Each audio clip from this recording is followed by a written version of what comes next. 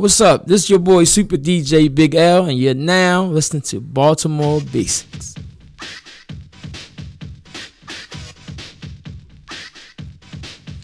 Well, how I got started into DJing was because of my family. My whole family kind of came up in music. So I'm going to skip a couple years. So it had to be about 92.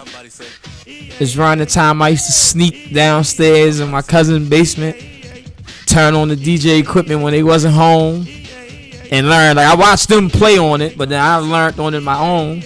Then one day, two of my cousins caught me with the music kind of low. I was nodding my head, the headphones on. That's how everybody found out I knew how to DJ. It was like one of them things, like I wanted people to know, but I was scared to kind of show that I really knew what I was doing from learning from them. And just being around so many influential people that had a lot to do with the culture and the scene in Baltimore. And a lot of them was family, so it's like it's in my genes for real. Like how everything wound up working out.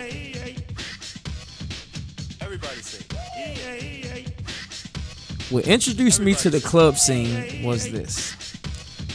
My cousins took me out one day. I remember it like it was yesterday. 1994, I was 14. Didn't have no business being nowhere near nobody's club, but it was the Easter holiday weekend. And my cousin said, well, we think we can get you in this time. You always want to go, we can get you in. So I put on some clothes. I remember my whole outfit. This back when Hush Puppies was out. I had on some baby blue Hush Puppies, a plaid baby blue and brown flannel shirt, and some light acid wash jeans. And I go down to the Paradox with my cousins. They get me in. And then I'm just amazed by the scene. Like that day changed my life. And I don't think I stopped going to the Paradox from that day. I think I went every week after that, up until they closed the doors, pretty much. Even before I was DJing there. Like that was the first thing that ever, like, that really changed my life and got me really focused on that this is what I wanted to do.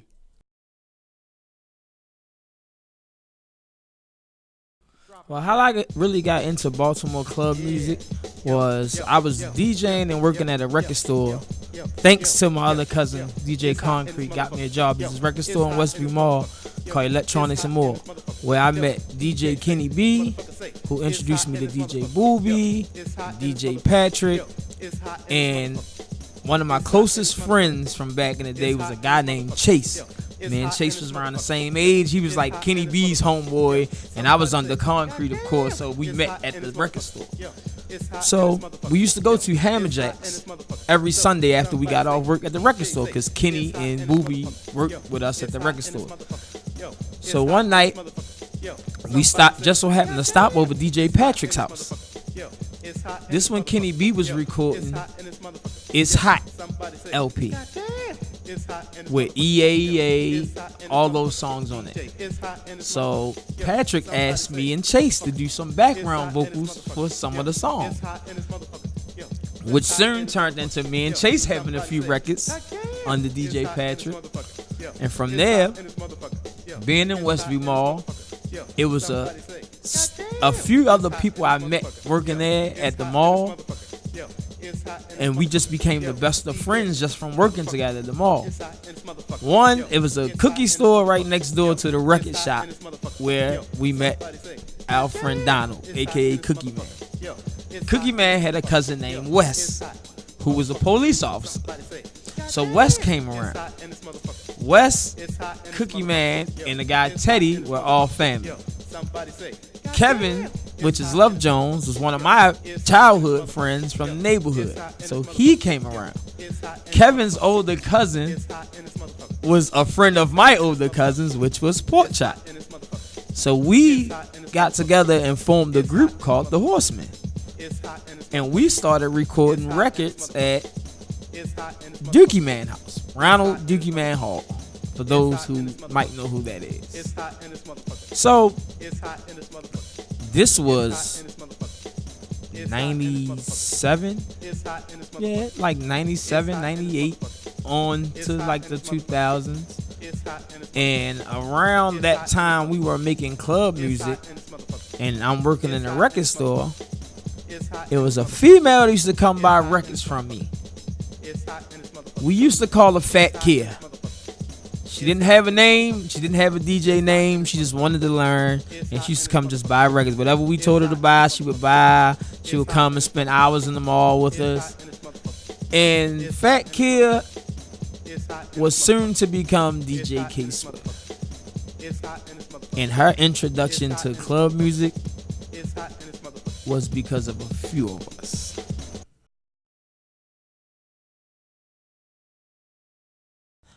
A lot of DJs that I looked up to were mostly hip-hop DJs. But as far as transitioning into the club music, I'm going to start with my family. Of course, Mike, a.k.a. back then he was DJ Notorious.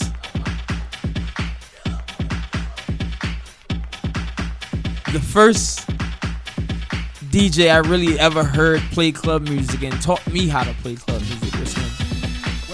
Then, like I said, I got introduced to Booby, and to me, Booby was the GOAT of DJing club music. I ain't never seen nobody with faster hands than Booby as far as the actual skill, but I've always looked up to KW Griff, and KW Griff introduced me, well, helped introduce me to Rod Braxton. But I already had knew Scottie and them.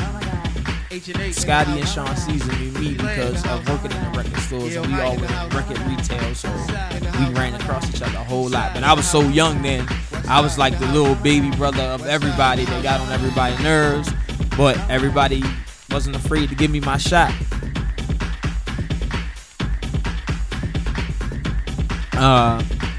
Meeting Griff and introducing me to Rod Braxton, who was the DJ at the Paradox at the time. It was KW Griff, Rod Braxton. It was Little Mike in the back room. That's around the time I really started going on my own, after my cousin stopped going and grew older. Then one day we at Metro 2, Rice and Sound Road Plaza. That's where Rod Braxton was working at. And me and Porkchop just was in there buying records one day, and I asked Rod, jokingly, it was a joke, I said, well, Rod, also, let me take it back, also, who else was DJing at the Paradox at that time was DJ Karizma. Karizma was opening up, playing house for the opening 2 hours of the night. And around that time, he started touring, so they had an opening slot as far as an opening DJ. So that day I asked Rod Braxton jokingly, could I come down there and open up for him? Without hesitation, he didn't say give him a demo, he didn't say nothing. Like, we already knew each other, but he hasn't seen me DJ on that big of a stage. So this particular day was a Friday. He said, alright, well, what you doing tonight? Bring your stuff, be at the club by 11 o'clock. And from there, I ended up being one of the house DJs for the Paradox for 16 years. 16 years. Like, first it was me and Rod, and then Rod decided to kind of retire and pass me the keys, and I just kept it going until the doors closed.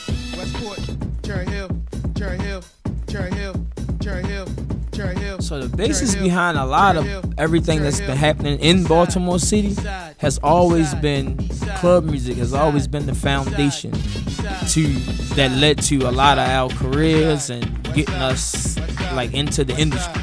It's like the hidden jewel of the industry has always been Baltimore club music. No matter how many people try to steal it, remix it, say it's theirs, the only cousin Baltimore club music has, and I'm gonna say older brother, is house music.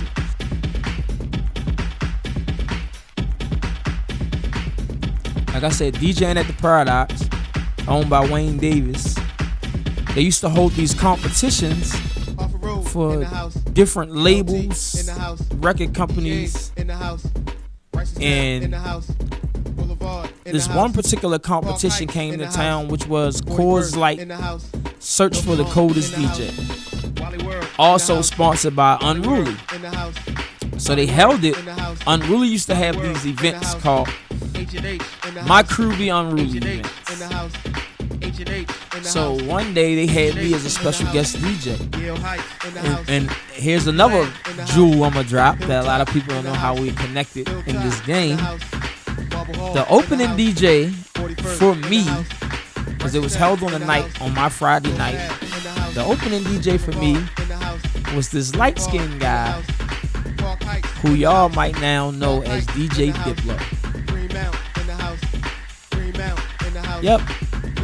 And we were there, and the rap group called The Clips were there. So everybody was expecting me to come on and play hip-hop because we had guests there. But being as though the Clips are from Virginia, they know about Baltimore club music. So my whole set was a club music set. And you can go YouTube it right now and just search for Supra DJ Big L, and you'll see the whole clip and see how that whole story unfolded. But that night led me into entering into the competition for Like Coldest DJ. And they searched different cities all up and down the East Coast and the West Coast. And they held it. The preliminaries was at DTLR down in Mount Clair Junction. It was just if you seen the movie Juice, it was like that. Head up battle. Basis of the battle was, look, you got to promote yourself, bring your people, make sure your people there to support you, because it went off of crowd participation pretty much. And I wound up going up against a couple of the good DJs and wound up winning the crowd over, which led me to the finals at Baltimore Soundstage, hosted by Ice Cube, and it was a Like competition.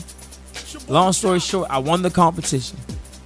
The competition led me into networking with a lot of other companies, a lot of other different DJs, and now that's why I'm able to travel 3-4 times a year, doing different events from here to Houston to Miami, all over. Haven't been to LA yet, but I'm working on that.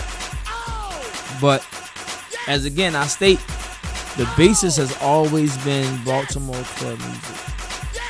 And a lot of us wouldn't be here or be able to see the things that we see and experience the things that we do without it. And sometimes people forget.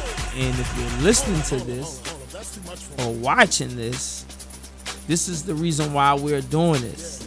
Y'all need to know the basics of what kind of influence that Baltimore club music has on the world, and how so many of us are all connected in music through this club music.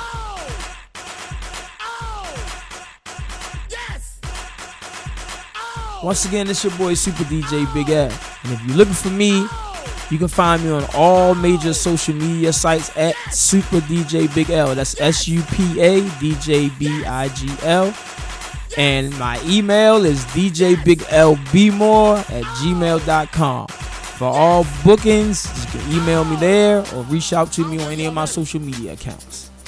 And if you're looking for me here in Baltimore City, I DJ 7 nights a week. Sometimes the schedule change, sometimes the club change, but for the most part, 7 days a week, you can find me somewhere. If you want to come hang out, come listen to me, just reach out to me on any of my social media accounts.